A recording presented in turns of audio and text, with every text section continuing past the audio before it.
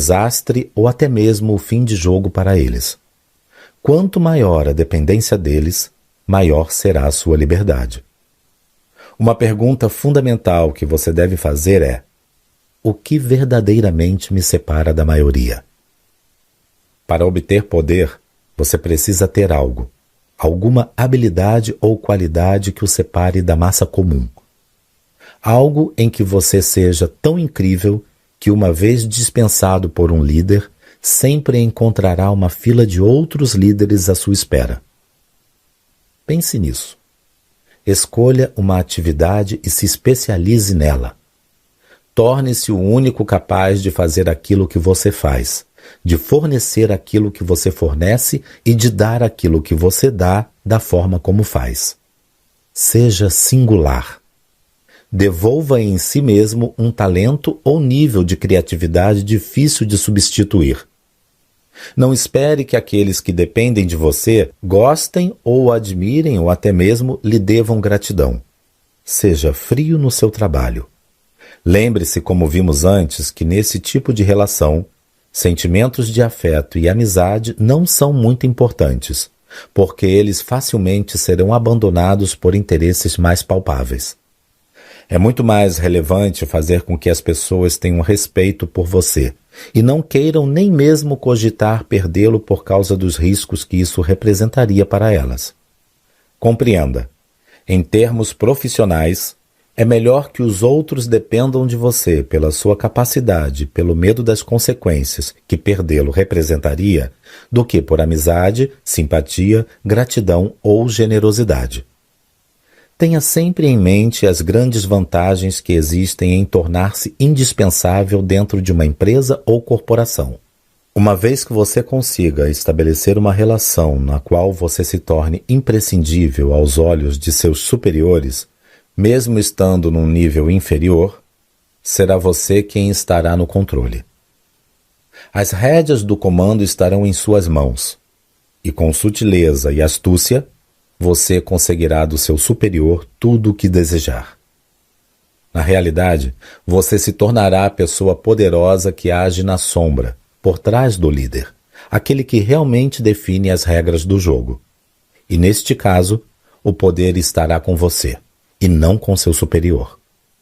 Por isso, nunca seja leviano nas suas relações. Descubra um vácuo, um espaço essencial que esteja vazio e o preencha com sua competência. E aos poucos, firme sua posição. Construa a influência que com o tempo o tornará imprescindível. Assegure-se de que você seja indispensável. Caso contrário, mais cedo ou mais tarde, aparecerá alguém melhor do que você, com qualidades superiores às suas, e você será rebaixado do seu posto ou, se preciso, dispensado sem qualquer hesitação. Capítulo 12. Dos tipos de liderança e das suas vantagens e desvantagens. De O Príncipe.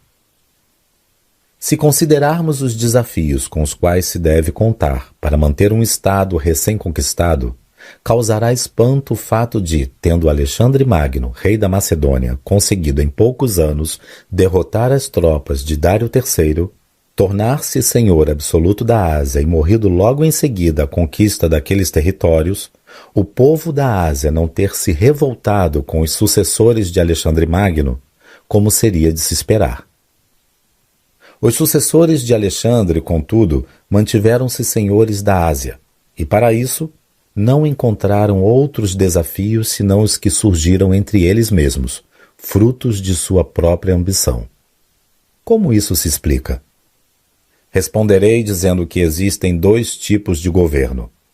Ou o de um governante auxiliado por assessores que são apenas servos submissos que agem somente por graça e concessão de seu senhor, ou através de um governante cercado de líderes que, não por submissão, mas por herança ou por tradição, assumem essa posição.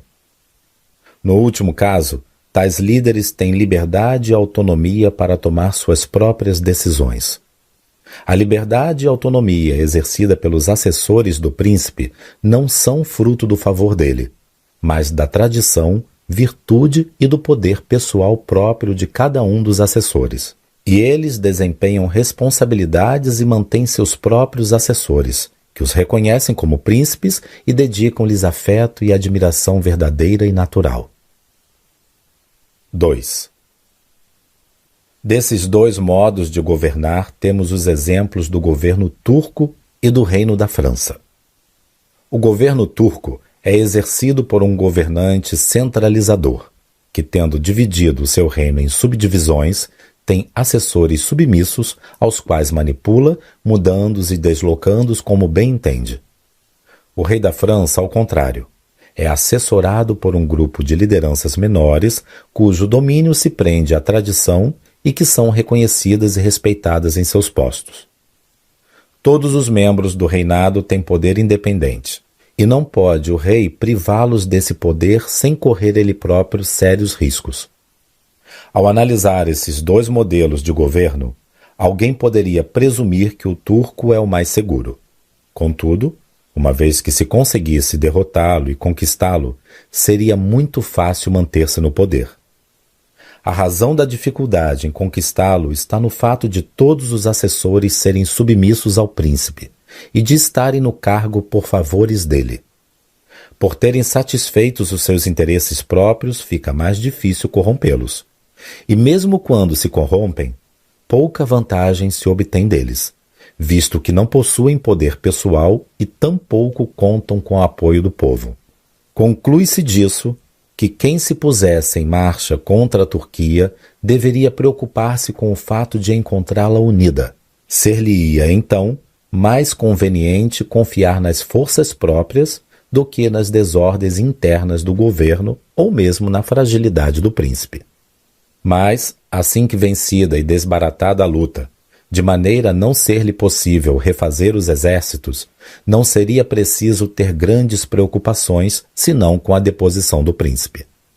Uma vez deposto, não haveria mais a quem temer, pois os demais assessores não têm o respeito, a estima ou o domínio sobre o povo para se recompor. E do mesmo modo que antes da vitória não podia se esperar nada deles em busca da conquista do Estado, depois da conquista, nada se tem a temer. O oposto acontece nos reinos que a França governa. Neles é possível entrar com facilidade pela aliança com algum barão do reino, pois existem sempre descontentes ou gente ambiciosa por tomar o lugar de quem está no comando. Esses barões facilmente podem ser convencidos a ajudar a abrir o caminho e facilitar a vitória sobre o governante que está no posto. O difícil, contudo, estará em se conservar nele. E não apenas os que você oprimiu criarão dificuldades nesse sentido, mas também aqueles que de início o auxiliaram. Não basta, nesse caso, extinguir o príncipe, uma vez que restarão os barões que logo se tornarão as cabeças de novas rebeliões. E não sendo possível contentá-los, lhe tomarão o Estado assim que tiverem uma chance. 3. Com isso fica clara a resposta para a pergunta feita no início do capítulo. Considerando-se a natureza da liderança de Dário III, podemos perceber que ela é semelhante à do governante da Turquia. Se Alexandre precisou de muito esforço para desbaratar os exércitos de Dário III, após derrotá-lo não teve dificuldades em manter o Estado, conforme o que disse anteriormente. Mesmo após a morte de Alexandre, tivessem os sucessores se mantido unidos, poderiam ter desfrutado ociosos daquele reino por muitos anos. Afinal, não houve aí outras disputas senão aquelas que eles mesmos provocaram entre si. Consideradas, portanto, essas coisas todas, não há mistério na facilidade com que Alexandre consolidou sua vitória na Ásia. Tampouco é difícil compreender as dificuldades que outros tiveram em conservar os reinos conquistados, como sucedeu a Pirro, que conquistou com muito esforço a Sicília, apenas para perdê-la por pouco tempo depois.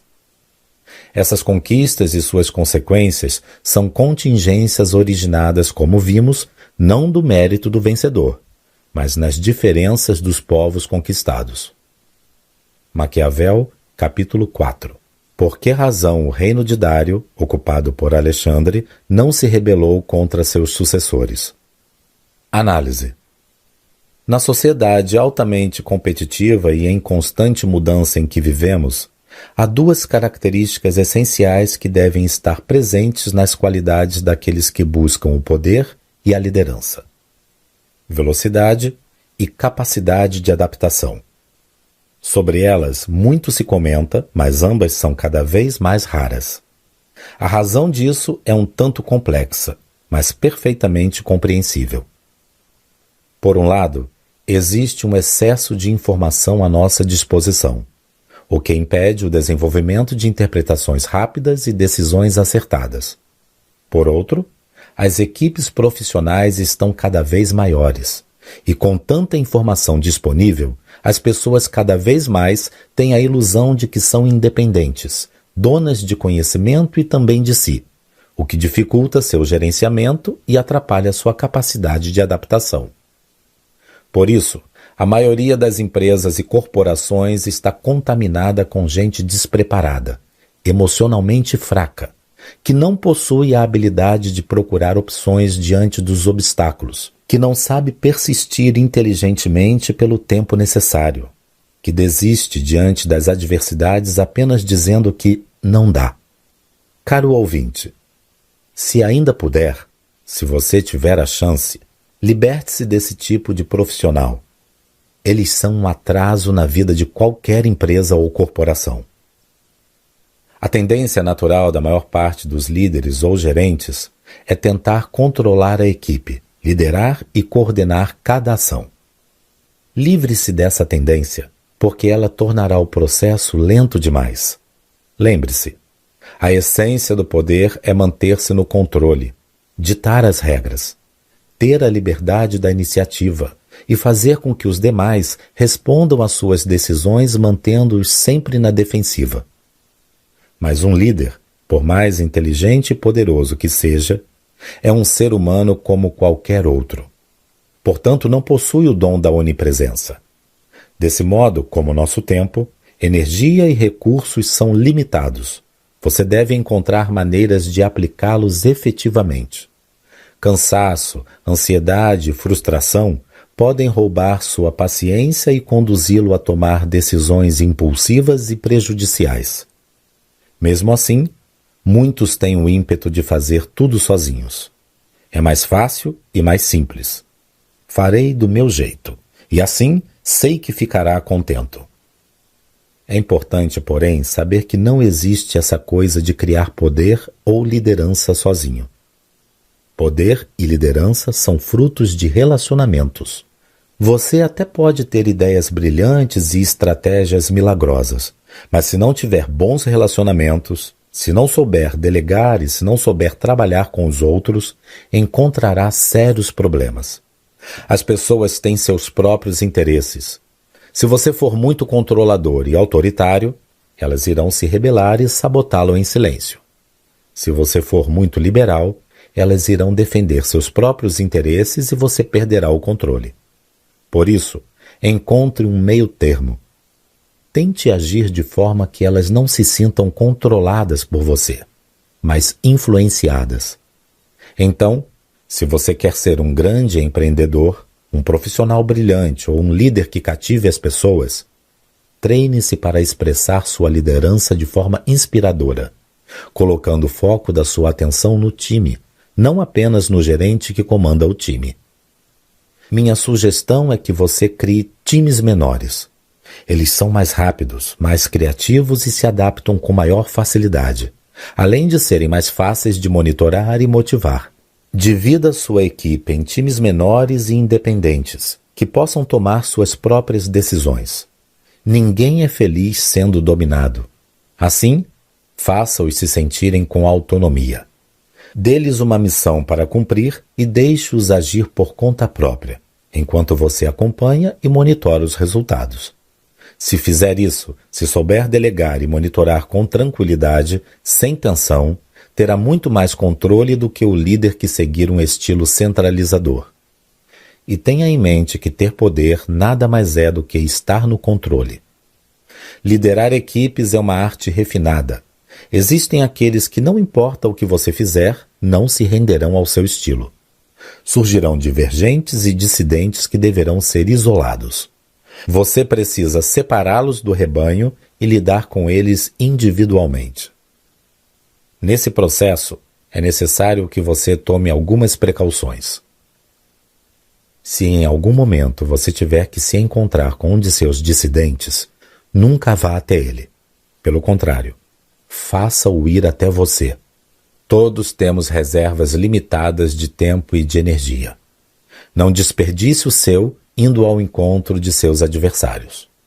Quando você o força a agir, quando o obrigar a ir ao seu encontro, além de se manter no controle, mostrando seu poder e sua autoridade, você economiza tempo, energia e diminui as reservas de energia e o tempo dele. Além disso, estará em seu campo de batalha durante o enfrentamento. O líder que faz com que o outro venha até ele mostra que tem mais poder e respeito. É importante que você cuide para não confundir ações agressivas com ações eficazes. Na maioria das vezes, a ação eficaz não é a agressiva, mas a passiva. Aprenda a esperar, manter-se calmo e aguardar que seus adversários mordam a isca que você preparou. Desenvolva paciência. Pessoas agressivas logo perdem o controle. A pressa costuma impedi-las de ver as consequências de suas atitudes e as induz a cair nas armadilhas de alguém mais esperto, estratégico e calmo que elas. Aprenda, portanto, a dominar suas emoções. Nunca permita que elas dominem você. Ódio, raiva, inveja e medo nunca são bons conselheiros. Por isso, se possível, faça com que seus adversários e concorrentes hajam enseguidos por suas emoções, enquanto você apenas vigia seus passos, conduzindo-os pelo caminho que você desejar. Capítulo 13. Dos que alcançam o poder pela popularidade. De O Príncipe. Considerando, porém, os meios que já vimos, existe ainda outra maneira de conquistar um Estado e chegar ao poder: pelo favor dos concidadãos. Para conquistar o Estado por esse meio, não se faz necessário grande mérito ou sorte, mas uma venturosa astúcia. São dois os caminhos pelos quais se conquista um Estado ou se chega ao poder por esse meio: pelo desejo próprio do povo ou pela graça dos poderosos. Em todas as cidades podem-se encontrar exemplos dessas duas tendências. A razão disso é que o povo não deseja ser governado, e tampouco oprimido pelos poderosos, e estes, por sua vez, querem governar e oprimir o povo. Tal poder é concedido ao príncipe pelo povo, ou pelos grandes, conforme a intenção de cada um. Quando os poderosos percebem que não podem resistir ao povo, passam a criar e elevar a reputação de um de seus escolhidos, e o elevam ao poder, para sua sombra poder satisfazer suas ambições. O povo, do mesmo modo, ao perceber que não consegue resistir à força dos grandes, passa a criar e a elevar a reputação de um concidadão, e o eleva ao poder para defender-se sob sua autoridade.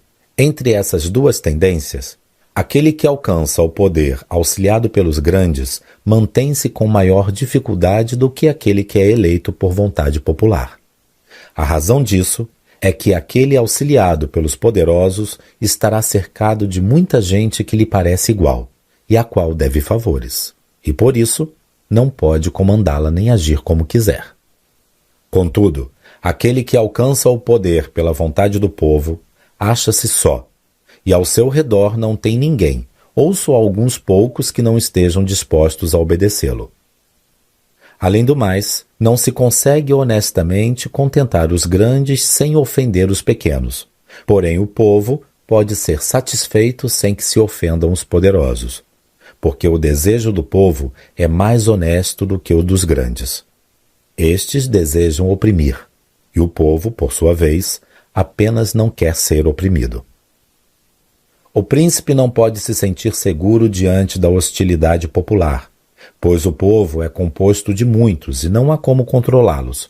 Contudo, com relação aos poderosos, pode porque estes sempre são poucos. A pior coisa que um príncipe pode esperar do povo hostil é que ele o abandone. Por outro lado, da inimizade dos poderosos não só deve temer que o abandone, como também que o ataquem, pois estes possuem uma visão mais abrangente da situação, maior astúcia e sempre têm tempo de se salvar, procurando aliar-se aos prováveis vitoriosos. O príncipe necessita também estar e viver sempre com o povo, podendo perfeitamente prescindir dos poderosos, porque está em suas mãos poder aumentar ou reduzir sua inteligência e prestígio. 2. E para elucidar esta parte, irei classificar os poderosos em 2 grupos principais. Aqueles que agem de modo independente e não se opõem ao seu estilo de liderança, e aqueles que, ao contrário, se opõem a tudo que você faz.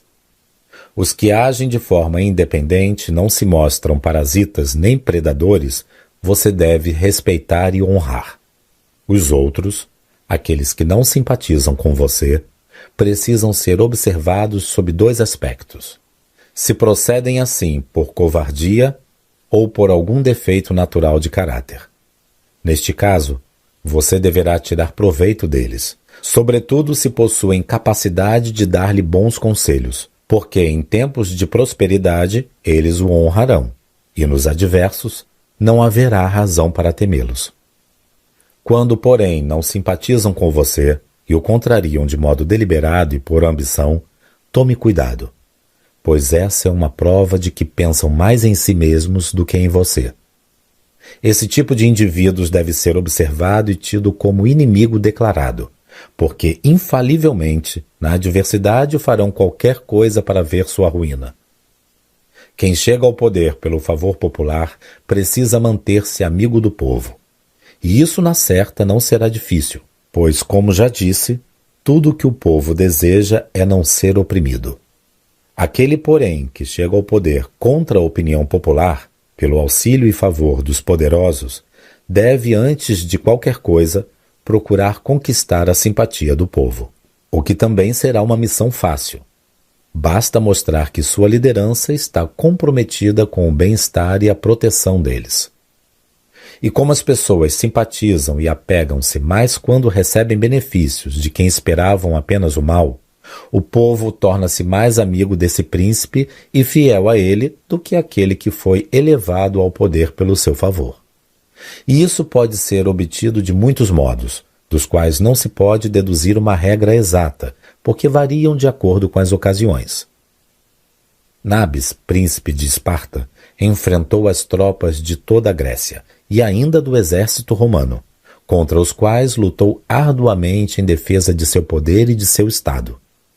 E quando o perigo o ameaçava, não havia ninguém dentro de Esparta que se opusesse a ele, ou a quem ele tivesse que temer, o que seria impossível se Nabis não tivesse o povo como seu amigo.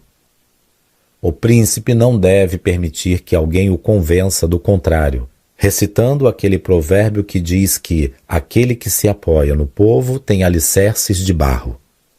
Isso talvez seja verdadeiro quando um cidadão comum acredita que o povo o libertará quando estiver em apuros com seus inimigos ou com a justiça. Tratando-se, no entanto, de um líder que saiba comandar e com coragem suficiente para resistir às adversidades, que se atente às precauções básicas e que tenha como conduta transmitir confiança ao povo, dificilmente será enganado por ele. E quando tiver sua simpatia, notará que seus alicerces se fortaleceram. Um príncipe prudente deve, portanto, tornar-se sempre necessário aos seus súditos e fazer com que eles tenham necessidade do Estado. Quando conseguir isso, o povo continuará lhe sendo fiel. Maquiavel, capítulo 9, do Principado Civil. Análise. Quando você acredita em si, quando está convencido de que pode fazer coisas que criarão um impacto positivo na sociedade ou mesmo na sua vida pessoal, essa convicção, de certa maneira, se manifestará claramente em suas palavras, ações e atitudes, e irão contagiar todos à sua volta, porque eles pensarão que você tem razões para acreditar em si. Ao ver que os outros acreditam em você, sua autoconfiança cresce ainda mais e se solidifica. A partir desse momento, cada vez mais, você desenvolve esse reforço interior de que não há limites para aquilo que você pode conseguir. Esse sentimento irradia poder e autoridade. As portas começam a se abrir. Limites e barreiras desaparecem e o caminho para suas conquistas surge à sua frente. Grandes líderes e empreendedores ao longo da história passaram por esse processo. Eles se convenceram de seu poder e autoridade, que aos poucos tornaram-se reais em suas vidas. Se você busca aumentar seu poder e prestígio, se pretende se tornar um líder influente, mesmo que ainda não possua grande poder, passe a agir como se o tivesse. Logo você será tratado como se já possuísse tremendo poder. Compreenda, uma pessoa não pode ser tratada como um grande se agir como alguém comum. Então, comece por separar sua imagem da imagem de uma pessoa comum. Faça isso agindo de forma diferente, demonstrando a distância que existe entre um e outro. Lógico, mostrar essa distância não significa agir com arrogância, mas com segurança, decisão e dignidade. Use as 4 estratégias a seguir para impor uma imagem de poder e autoridade. Seja digno. Dignidade é uma atitude da qual você nunca deve abrir mão, sobretudo nos momentos de maior adversidade. Para manter sua dignidade, comporte-se sempre como se nada pudesse afetá-lo e como se sempre tivesse à mão todas as ferramentas e todo o tempo do mundo para reagir ao problema. Seja ousado. Sempre haja com ousadia. Coloque seu valor nas nuvens e jamais estremeça diante de nenhuma insegurança. O mundo é dos atrevidos e ousados. Fique atento, porém, com os invejosos. Quando se posicionar com ousadia diante da vida, surgirão todos os tipos de sentimentos à sua volta, principalmente inveja, ciúme e ressentimento. Ignore-os. Você não pode viver o tempo todo se preocupando com as emoções alheias. Defina seu caminho e siga em frente. Não negocie com mensageiros. Procure sempre o líder maior. Nunca aceite negociar com seus assistentes ou mensageiros. Se aceitar dialogar com o mensageiro, estará se colocando no nível dele e não do líder maior. Mas ao aceitar dialogar apenas com quem está no topo, você imediatamente se coloca no mesmo nível dele. Ao negociar apenas com o líder, você assume o poder de um líder. Seja generoso com o líder mais poderoso que você. Lembre-se sempre dos 3 reis magos que até hoje são lembrados por terem presenteado o menino Jesus recém-nascido. Quando for se reunir com o líder, use a generosidade como arma. Tire proveito da regra da reciprocidade. Presenteie-o. De preferência, dê-lhe algo discreto, mas valioso. Ao presentear o líder, você se coloca acima dele e o força a ser cortês e generoso com você. E isso é meio caminho em qualquer negociação. Por fim, lembre-se sempre de que não são os outros ou as circunstâncias que definem seu preço no mercado, mas você mesmo. Peça pouco e será isso que você receberá. Desse modo, defina o valor que você quer ter. Em seguida, envie ao mundo o sinal apropriado do valor que você definiu. Logo verá que mesmo aqueles que não acreditavam em você mudarão seu ponto de vista e passarão a respeitá-lo pela sua autoconfiança, firmeza e ousadia. Saiba, no entanto, que firmeza e ousadia não devem ser confundidas com indiferença e arrogância. Capítulo 14. Dos que alcançam o poder por meios injustos e corruptos. De O Príncipe. Além das maneiras de chegar ao poder que vimos no capítulo anterior, pode-se dizer que existem ainda outros 2 modos, que são conquistar o poder pela maldade por caminhos desonestos e corruptos, contrários a todas as leis humanas e divinas. Alcançar o poder pelo favor de seus compatriotas. Embora essas duas formas não sejam em nada muito honrosas, não me parece inteligente omiti-las. Em relação ao primeiro, quero fazer referência ao exemplo de Agatocles Siciliano, que mesmo sendo filho de um simples oleiro, que se utilizou de meios corruptos e desonestos associados a atitudes desprezíveis e repudiantes, tornou-se rei de Siracusa. Sua vida de barbáries começou cedo, e através de conluios e maldades de toda ordem, tornou-se o pretor de justiça de Siracusa. Esse cargo, entretanto, não lhe pareceu suficiente. Agatocles queria tornar-se príncipe, e utilizando-se de uma estratégia covarde, aliou-se secretamente com Amílcar, um general cartaginês que se encontrava com seu exército na Sicília, e preparou o golpe que poderia lhe dar o trono que tanto almejava. Certa manhã, Agatocles reuniu o povo e o senado de Siracusa na praça da cidade, com o pretexto de realizar um plebiscito sobre negócios públicos. Quando todos se encontravam ali reunidos, ele ordenou que seus soldados exterminassem ao mesmo tempo todos os senadores e os homens mais ricos da cidade. Em seguida, apoderou-se do governo de Siracusa e conservou-o. Então, mesmo tendo os cartagineses rompido com ele 2 vezes e cercado a cidade, Agatocles conseguiu fortificar Siracusa e assaltar a África. Depois, libertou Siracusa do cerco e humilhou os cartagineses. Considerando as ações e conquistas de Agatocles, não se achará nada, ou muito pouco, que possa ser atribuído como resultado da sorte. Todos os degraus trilhados entre sua infância pobre como filho de olheiro até o comando de suas milícias foram conquistados com muitos dissabores e perigos. Amparado na sua vontade e ambição, ele passou por tudo o que foi preciso para chegar ao poder. Contudo, não se pode dizer que o conseguiu através da virtude. Não há mérito em ações como matar seus concidadãos, trair os amigos, não ter fé, não ter religião, nem piedade. Mas mesmo assim, pode-se com isso conquistar o poder. Porém, jamais a glória. Se levarmos em conta sua habilidade em enfrentar e vencer obstáculos e perigos, sua força de espírito por suportar e superar coisas contrárias, a astúcia em conseguir derrotar os inimigos, não há nada que possa julgá-lo inferior a nenhum dos capitães mais ilustres que já existiram.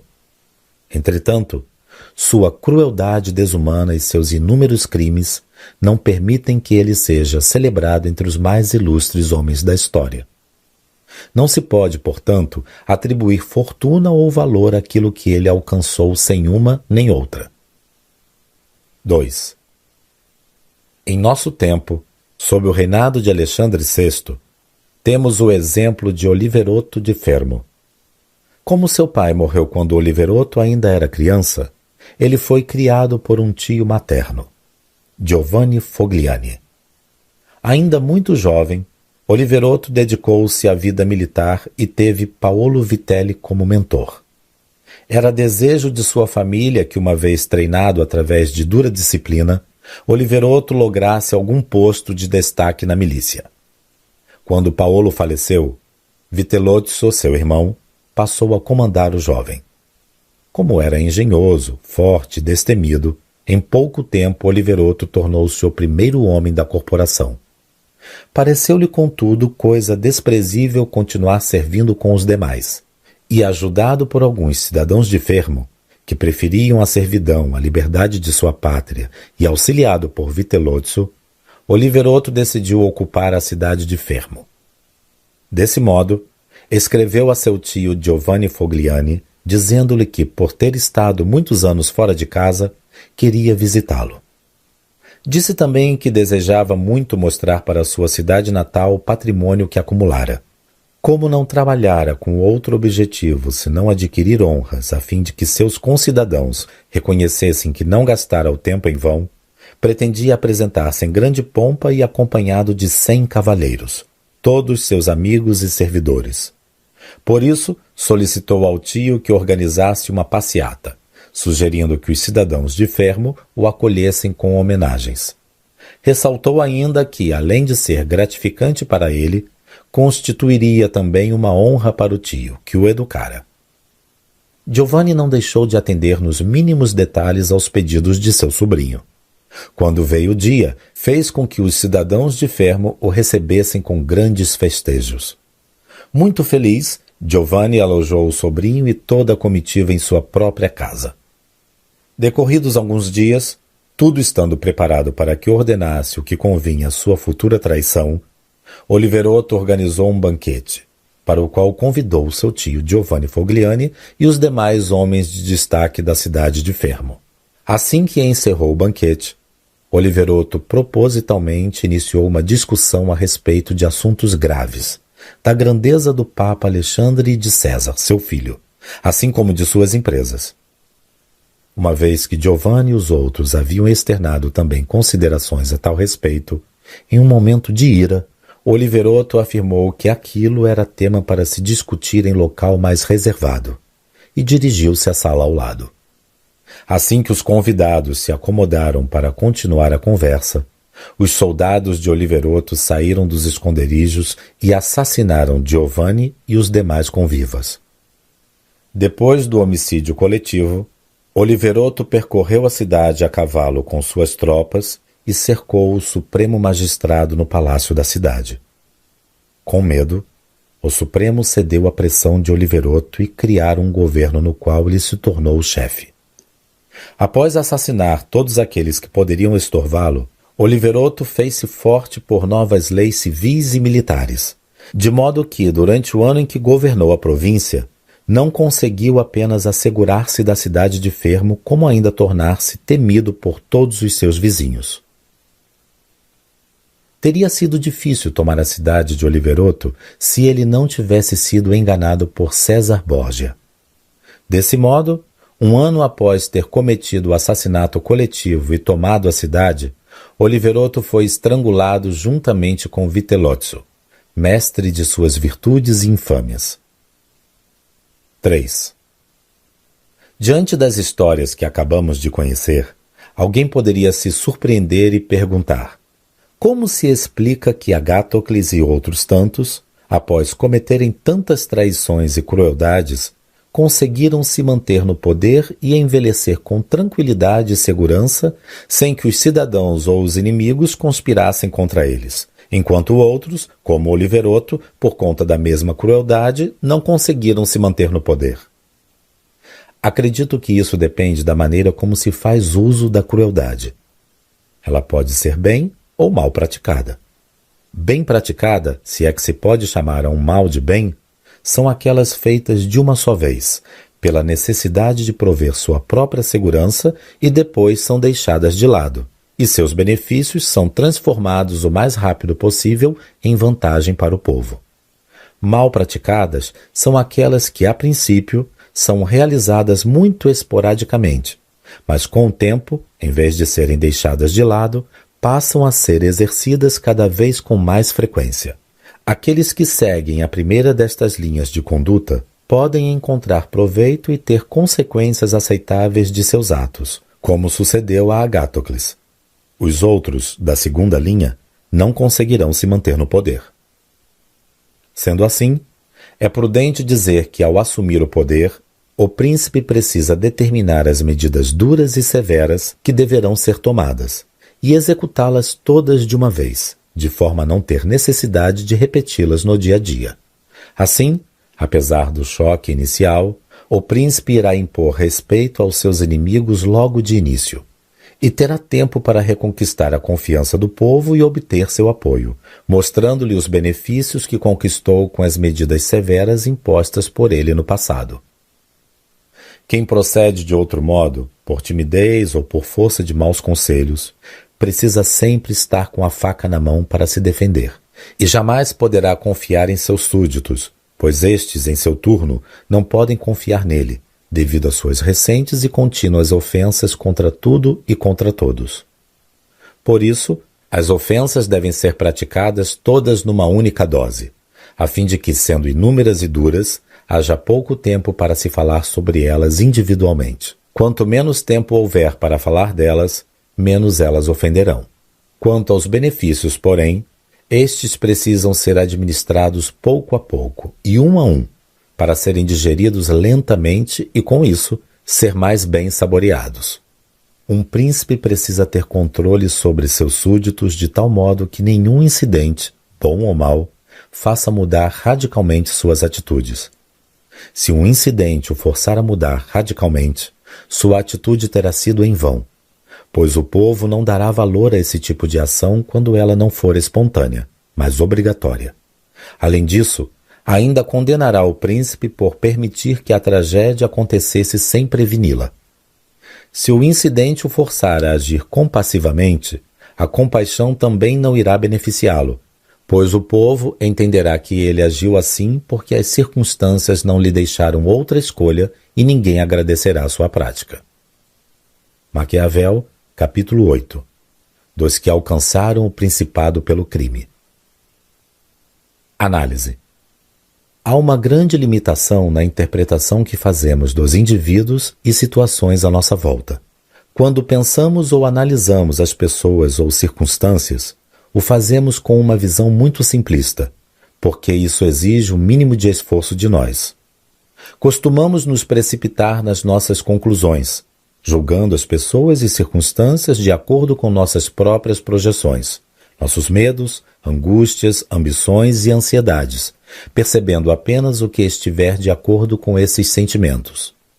Nossa mente, raras vezes, se encontra aberta ao novo. Ela se mantém constantemente ocupada no esforço de comparar, justificar, condenar e rotular.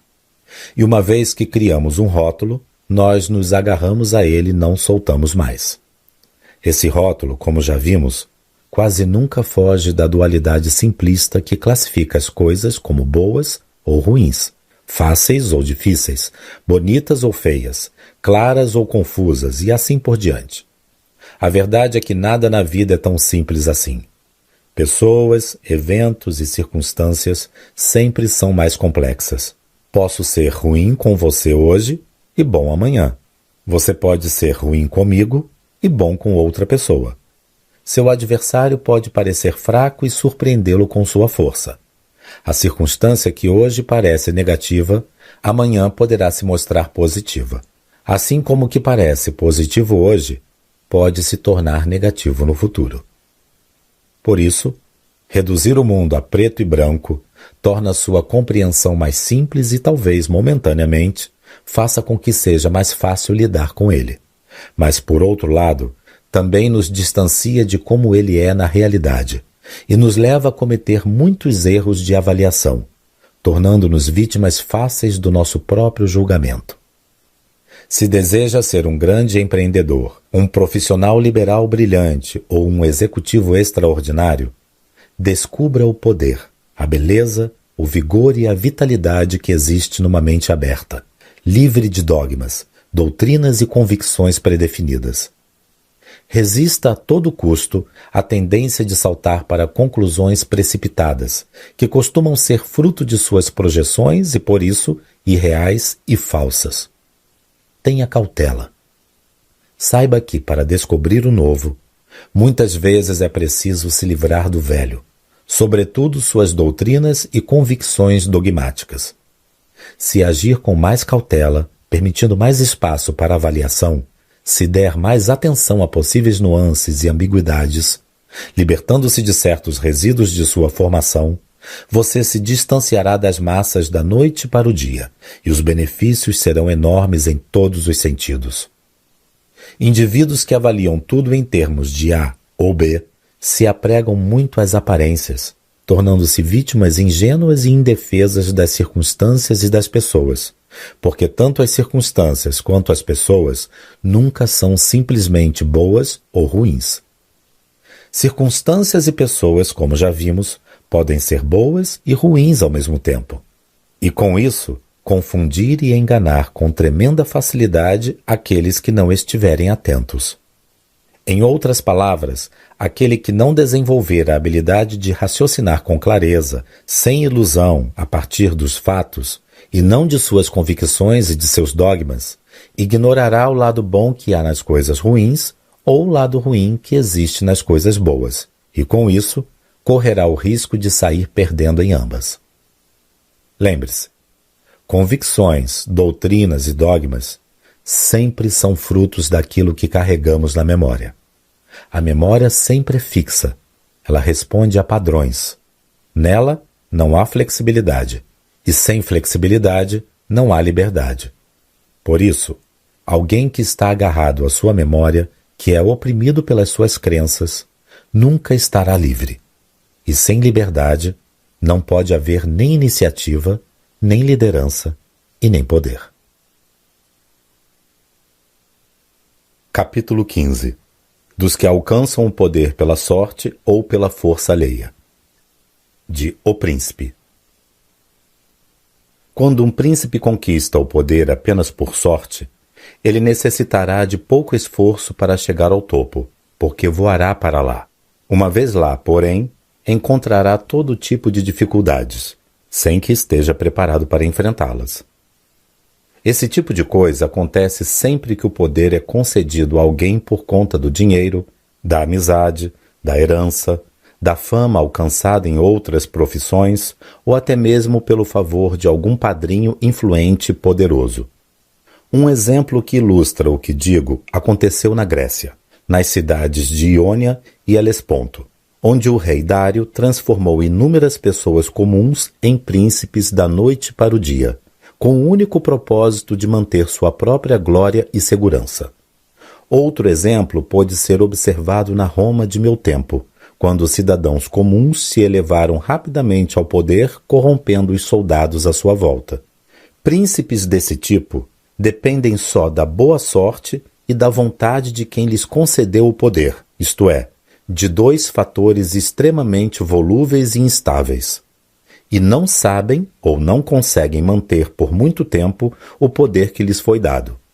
Não sabem por quê, por terem vivido sempre como cidadãos comuns, em circunstâncias simples e normais, é bem provável que não sejam pessoas de elevado engenho e virtude, razão pela qual podem não saber comandar. E não conseguem porque, sem tradição nem poder próprio, não possuem aliados em número suficiente que lhes sejam amigos e fiéis. 2. Um príncipe que surge de súbito, assim como todas as outras coisas da natureza que evoluem muito depressa, não tem raízes nem ramificações e de certo será destruído na primeira tempestade que aparecer.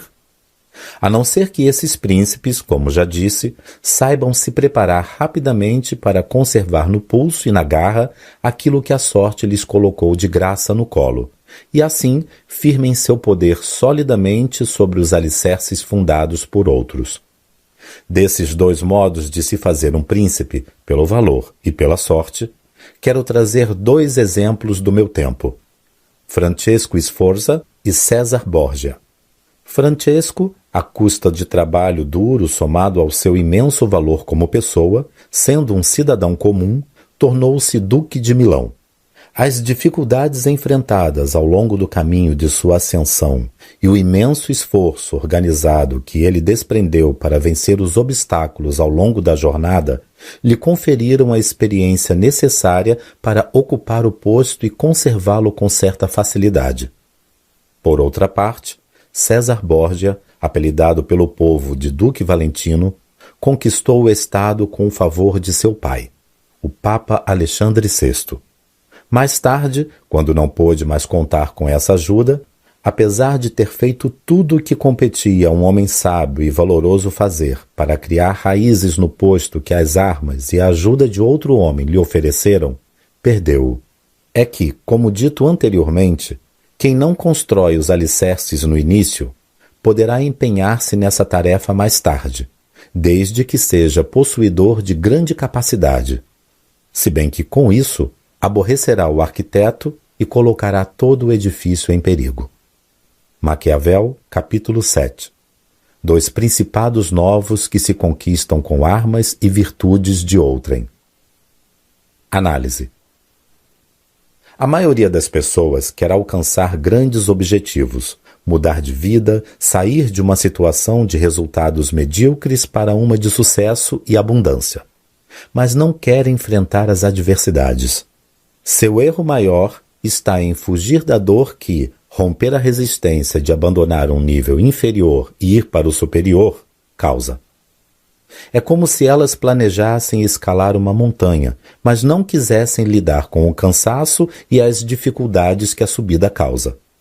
Elas planejam subir, mas ao mesmo tempo acreditam que existe uma maneira de fazê-lo sem esforço, porque não desejam abrir mão da zona de conforto em que se encontram.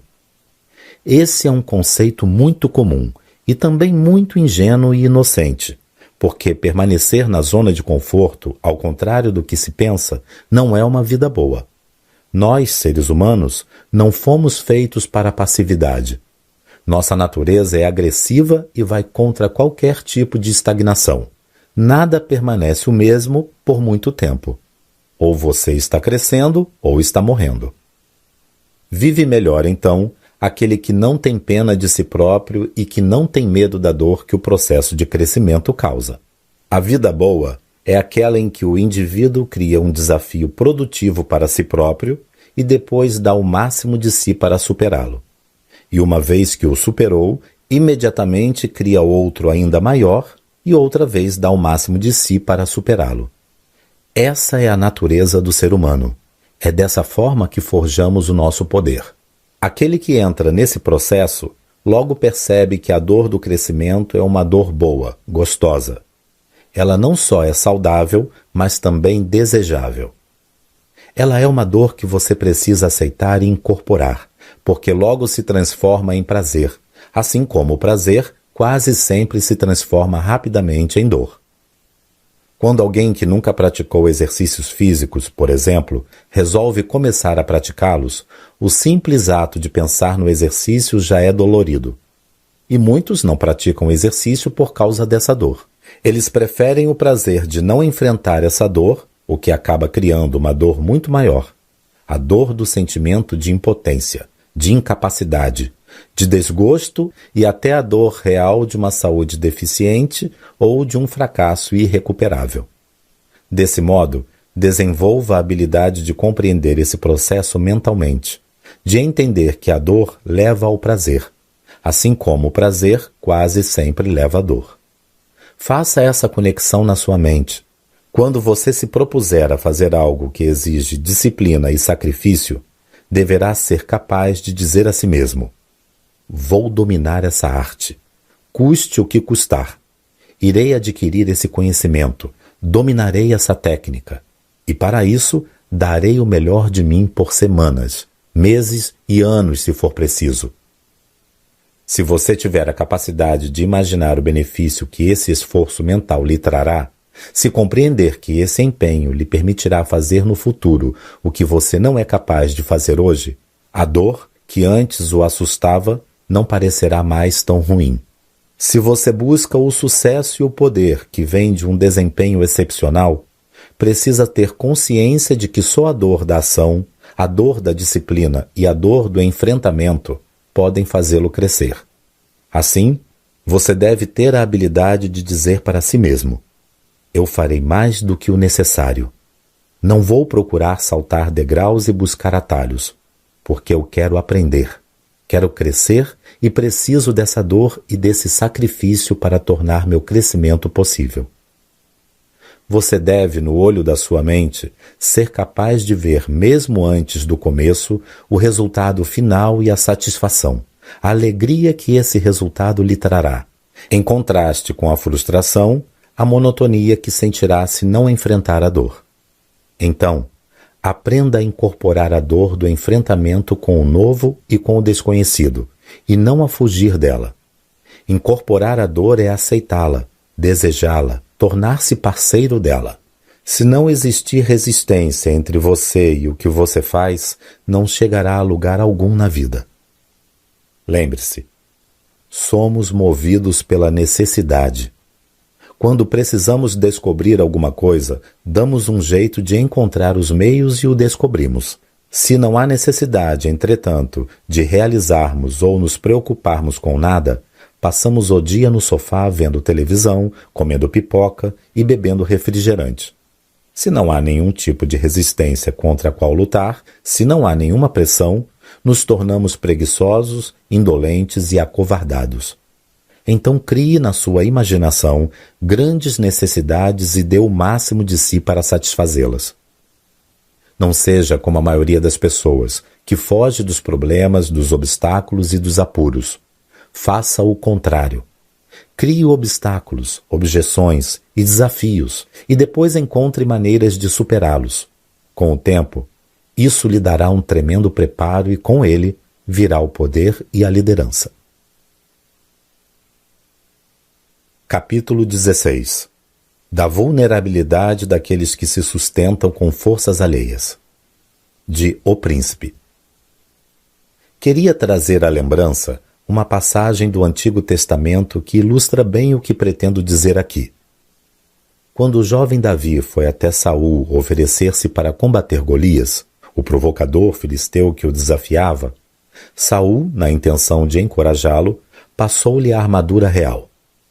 Davi aceitou a oferta de Saul, mas assim que a vestiu, repeliu-a e disse a Saul que, usando a enorme armadura, não poderia fazer uso de sua própria força, e que desejava combater o inimigo valendo-se somente de suas armas pessoais, a funda e a faca.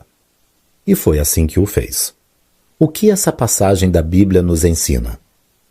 Que sempre que você se valer das forças alheias para enfrentar suas adversidades ou seus inimigos, essas forças deslizarão do seu corpo, pesarão demasiado sobre você ou restringirão o uso de suas próprias armas. Se estudarmos o início da decadência de qualquer indivíduo, empresa, nação ou império, veremos que sua origem sempre está no uso de forças, bens ou capital alheio. A razão disso é que a falta de sabedoria das pessoas faz com que elas tenham dificuldade em perceber o veneno que está oculto nas coisas que, a princípio, lhes parecem boas, conforme já disse no capítulo anterior. Isso se aplica àqueles que, no início, se rendem a ofertas que os libertam do aperto, como o auxílio dos outros, sem perceber que, sendo um alívio imediato, criam enormes comprometimentos futuros. Quando alguém escolhe a opção de viver com oxigênio alheio, suas forças e seu poder declinam e se deterioram rapidamente, e logo ele será tomado por aquele de quem emprestou as forças para sobreviver. Por isso, a pessoa que do alto de seu posto não é capaz de descobrir os males na sua origem, não é inteiramente sábia. E a sabedoria, como temos conhecimento, é uma virtude concedida a poucos. Concluo, portanto, que, sem possuir forças próprias, nenhum príncipe ou governante pode se sentir seguro e livre para agir de acordo com suas virtudes e seus desejos pessoais. Antes, está à mercê da boa vontade de outros, que logo desejarão tomar seu lugar. Foi sempre a opinião e a sentença dos sábios. Nada é tão instável quanto o poder de um príncipe quando não apoiado em sua própria força. Por isso, um indivíduo deve sempre zelar por preservar suas forças próprias. E quando há forças que ainda não estão plenamente sob seu controle, deve dedicar todo o seu conhecimento, toda a sua energia e toda a sua disciplina para reforçar suas bases e assumir o controle de tudo que lhe possa servir de ameaça, não só no presente, mas também no futuro. Maquiavel, capítulo 13. Das milícias auxiliares, mistas e do próprio país. Análise. A maioria de nós, humanos, vive à procura de uma chave secreta para o sucesso. Algo que nos dê poder e prestígio num passe de mágica. Poucos estão dispostos a pensar por conta própria. Buscamos uma receita pronta que possa ser seguida passo a passo. Queremos algum tipo de teoria, de doutrina, uma fórmula que explique o caminho. E assim, ficamos presos na própria fórmula, na teoria, na explicação, e pouco a pouco nos afastamos do principal, a ação. Isso ocorre porque, por trás de todo o palavreado, há o medo constante da dor da ação. Por isso, construímos teorias e fórmulas que servem como cortina de fumaça atrás das quais procuramos nos abrigar e nos esconder. Confundimos estratégia com fórmula. Compreenda. Toda mudança é lenta e gradual. Ela exige poder, decisão, renúncia, disciplina, planejamento e persistência. Mas a maioria